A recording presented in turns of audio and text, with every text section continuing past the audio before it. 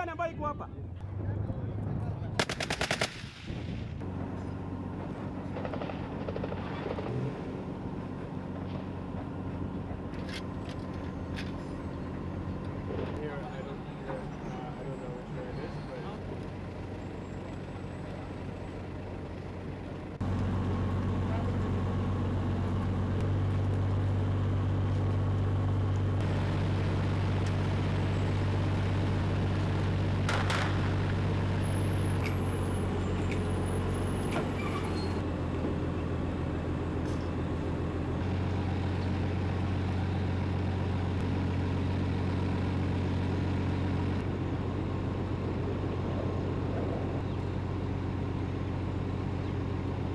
marka saaleliga meeshii xaruntii gowraca dadka way meeshaan Barawe meesha alqaacidana centerkeedu waa foreign fighterska oo ka imaan jiray maxaan ku radaa wadamada maxaan ku radaa Asianka iyo ilaa iyo Afrikaanka kale saaleliga marka Amisom daadeed baan uga maleynaynaa maanta waa maalintan dhalanay oo guriyan leenahay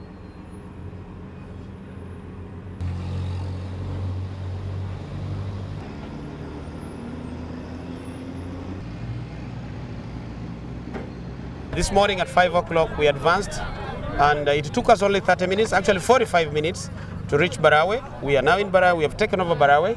This specific field, the ground here, is the exact ground where Al-Shabaab used to conduct its execution. The execution of those they think we are going against the Sharia law, and it is this ground. And it is this same ground that we have decided to come and bring this population and tell the people of Barawe that Al-Shabaab is gone, is no more, and we are taking charge. The government of Somalia is taking charge. The Somali National Army has taken charge.